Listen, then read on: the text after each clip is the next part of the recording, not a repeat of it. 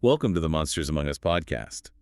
This is Season 2, Episode 14, the Westall UFO Encounter. In 1966, students and teachers in Melbourne watched a UFO hover, land, and vanish, only for authorities to erase the truth. Was it a military test or something from beyond?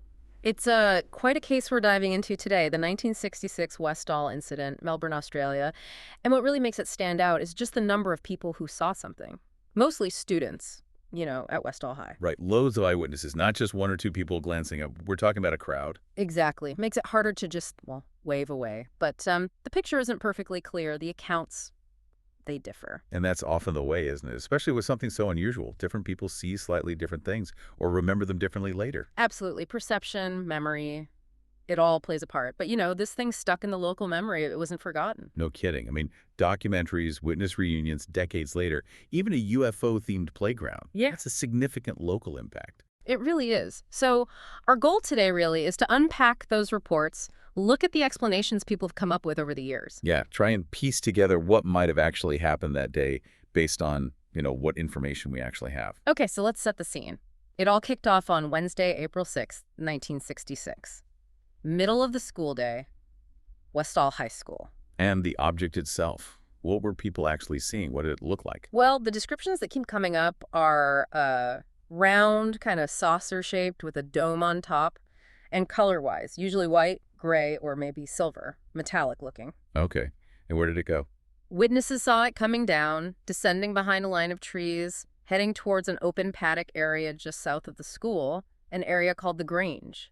Now, I remember reading that some accounts mention something else as well, not just the one object. Yes, that's a really key detail, and it complicates things quite a bit. Some people were adamant they saw 5 other aircraft, unidentified aircraft. 5. Wow. Doing what? Seemingly chasing the main object.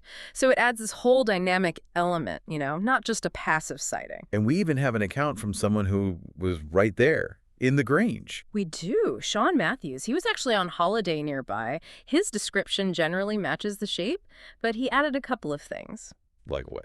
He mentioned a slight purplish color, a hue to it, and he reckoned it was about twice the size of a family car. Gives you a sense of scale. Okay. Twice a family car. Yeah. Descending, maybe being chased. Right. So what happened when it got down low, near the Grange? Did it land? Well, that's another point where the stories diverge. Some were absolutely sure it landed, touched the ground. But not everyone saw that. No, others remember it just hovering, close to the ground, but not actually touching down. And then some say it took off again after a bit. So landing, hovering, inconsistent. What about after it left? Did the kids run over to the spot? Oh, absolutely. Scores of students rushed over there. But again, what they found, the descriptions vary. No. Some talked about a circle in the grass that looked burnt. Or even boiled was a word used. Suggests heat, right? Definitely sounds like heat. What did others say? Others just described the grass as being pressed down, flattened, and even the number of circles wasn't agreed on. Some saw 1, some saw up to 3. Burnt versus flattened. Yeah. 1 circle versus 3. That's quite a range. Did anyone official check it out right away? Like the local paper? Yeah, the local paper did report on it. They mentioned a sort of vague circular area, but they put it down to the wind flattening the grass. Oh, a very mundane explanation for something that's sounded pretty dramatic from the kids' perspective. Exactly. Very downplayed. What about, say, the military or UFO investigators? They show up. A few days later, yeah. April 9th, some Air Force personnel came out, along with some local UFO enthusiasts. They went over the field. And did they find anything? Burnt grass, landing marks? According to their report, no. They apparently found nothing of interest, no conclusive evidence. Huh. Okay. And then the landowner did something. Yeah, apparently fed up with all the attention and people trampling around, the landowner just burned the field. Burned it. Well, that certainly gets rid of any potential evidence, doesn't it? Pretty much. Intentional or not, it wiped the slate clean, physically speaking. Okay, so mass sighting, lots of witnesses, but conflicting details about the landing, and then no solid proof found, followed by the evidence potentially being destroyed. Let's get into the explanations then.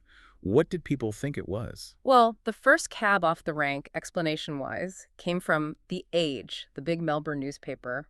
They floated the idea pretty quickly. Which was? A weather balloon. They said one had been launched from Laverton Air Base that morning around 8:30. And with the westerly winds. It could have drifted over Westall by mid-morning. That was their suggestion, yeah. plausible on the surface for a single silent object. But what about the other planes? The 5 reported aircraft, did the balloon theory cover that? Not really, and the Age even mentioned those reports of smaller planes circling the main object. But then they checked. Checked with who? Pilots. Air traffic control. Yeah, commercial pilots, private pilots, the RAAF. No one reported anything unusual in the area at that time. No planes involved in anything out of the ordinary. So the weather balloon explains maybe one object, but not the chase scene some described. Correct. It leaves a pretty big hole in the story. So what else? Any other balloon theories? There's another more specific one. Researcher Keith Basterfield did some digging. He looked into something called Project Hybel. Hybel, what's that? It was a high-altitude balloon program. Big balloons used for atmospheric research, partly monitoring radiation, actually, after the British nuclear tests up at Mar-a-Lago, a joint U.S.-Australian thing. Okay.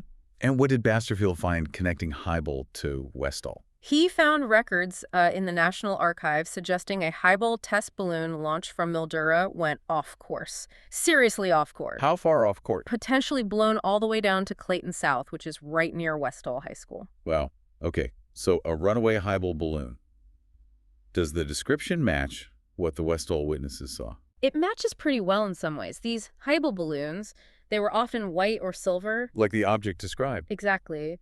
And they often had gear hanging underneath, like a parachute assembly, maybe a long telemetry package or gas tube. Which could look like something trailing the main object. Precisely. So Basterfield's idea is that this runaway balloon, with its trailing equipment, fits the visual description better than a simple weather balloon. That does sound like a stronger fit for the object itself. But Keith, what about those stories, those persistent rumors about men in suits showing up afterwards? Ah, yes. That's the part that really fuels the, let's say, less conventional theories. People reported being told to keep quiet. That's the story. Witnesses, particularly students, and maybe even some teachers, claim they were approached by these, well, men in suits, stern-looking types. And told what? Essentially warned off talking about it, hints that it was some kind of secret government exercise they'd stumbled upon and they needed to forget what they saw. That really doesn't sound like just a weather balloon incident, does it? Secret exercises, warnings? No, it adds that layer of, well, conspiracy, or at least cover-up. It definitely complicates the Hybel explanation, even if the balloon itself fits the description. Okay, so we've got standard weather balloon, maybe a Hybel balloon, maybe something involving men in suits.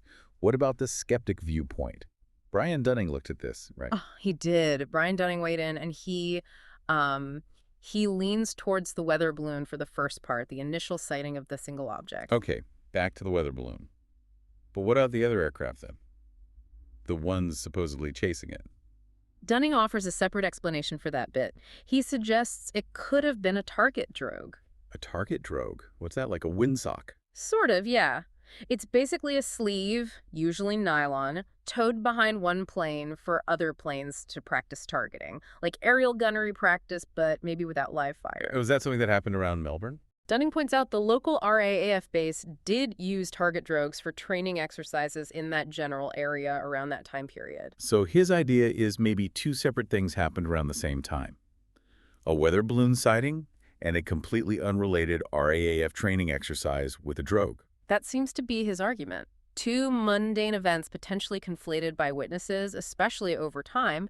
He also makes a strong point about eyewitness testimony itself. About how reliable it is, especially years later. Exactly. He argues that memories fade, details get mixed up, people hear other stories, watch documentaries. And their own memory might change, incorporate things they didn't actually see. Right. Or maybe people who didn't see much or anything add fabricated details later to be part of the story. It gets harder and harder to sort out the original core observations.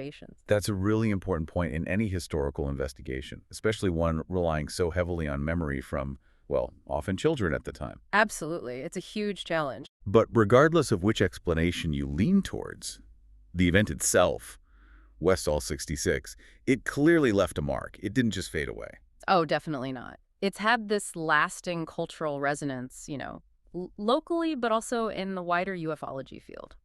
You mentioned documentaries. Can you tell us a bit more about those? Sure. There's one called Westall 66. It's really based on interviews Shane Ryan, a ufologist, did with lots of the original witnesses over the years. And that one actually made it into schools. Kind of remarkably, yes. It's apparently been used in the Australian National History curriculum. Not as proof of UFOs, mind you. But more as a case study. Exactly. A lesson on critical thinking. How do you analyze different accounts? How do popular interpretations form? Using Westall as the example. That's fascinating. Using a UFO case to teach history analysis. Isn't it? And the case also popped up in James Fox's big documentary, The Phenomenon. That one looked at UFO encounters globally, with a focus on potential government knowledge or involvement. So it reached an international audience through that, too.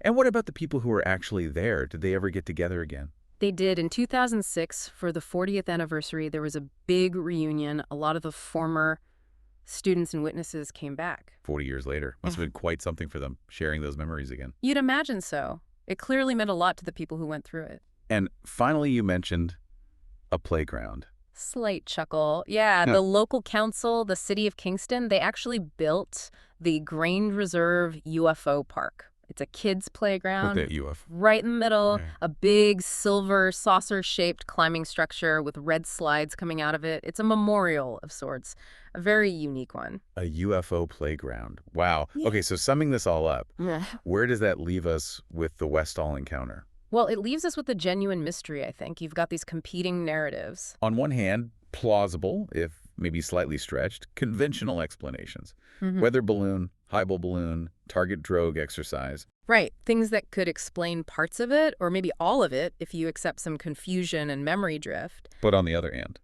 You've got the sheer weight of the initial witness numbers, the consistency on some core details like the shape, the reports of pursued aircraft, and those really persistent, frankly weird stories about men in suits and official silence. those elements just don't fit neatly into the balloon or drogue boxes. Not easily, no. They keep the more extraordinary interpretations alive. Was it experimental tech? Was it something else? So despite all the investigations, the documentaries, the reunions, no definitive answer. Not one that satisfies everyone, no. The explanations are there, but so are the lingering questions and the powerful impact it had on those who saw something strange in the sky over the Grange that day. It remains one of Australia's most compelling UFO cases because of that ambiguity. That is the end of this episode. Until next time, keep to the shadows. Some legends are best left undiscovered.